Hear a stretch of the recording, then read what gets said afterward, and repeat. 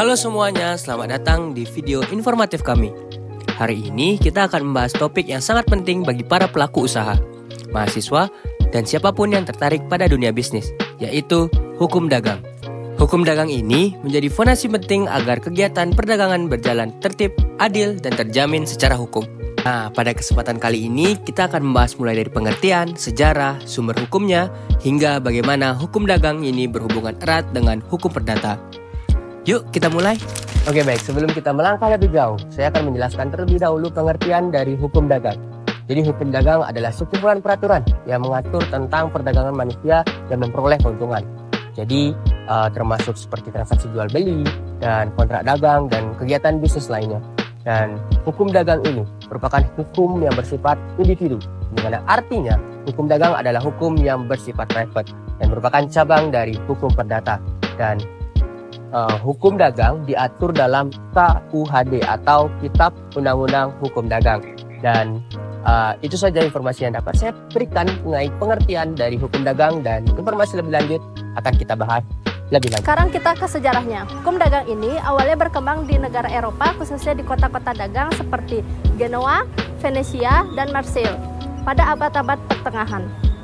Dan di Prancis, tahun 1673 dibuatlah Ordonnance du Commerce, dan pada tahun 1808 lahir Code de Commerce, kitab hukum dagang yang menjadi rujukan banyak negara, termasuk negara Belanda. Nah, saat Belanda menjajah Indonesia, KUHD versi Belanda diberlakukan di sini sejak pada tahun 1848 setelah Indonesia merdeka.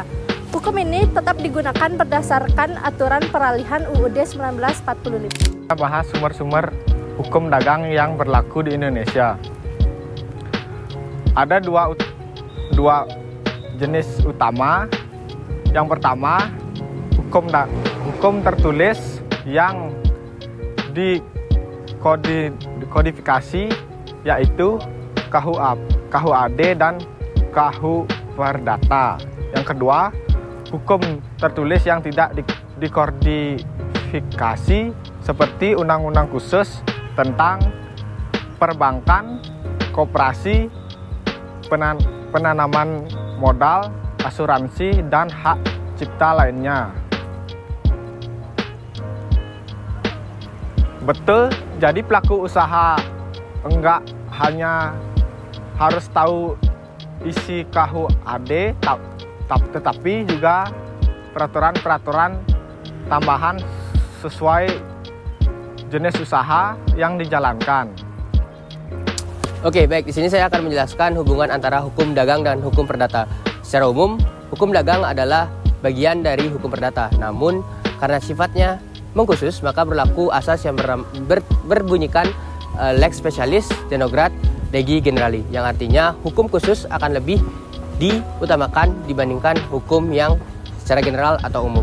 Maka, meskipun banyak peraturan hukum dagang yang diatur dalam KUHD, selama sifatnya tidak mengkhusus, maka hukum-hukum yang ada di KUH Perdata itu akan masih tetap berlaku. Maka penting bagi kita selaku pelaku bisnis untuk dapat memahami dua hukum tersebut dan bisa mengimplementasikannya dalam bisnis. Hukum dagang memiliki peran yang sangat besar untuk memberikan kita kepastian hukum dan memberikan perlindungan kepada pelaku usaha.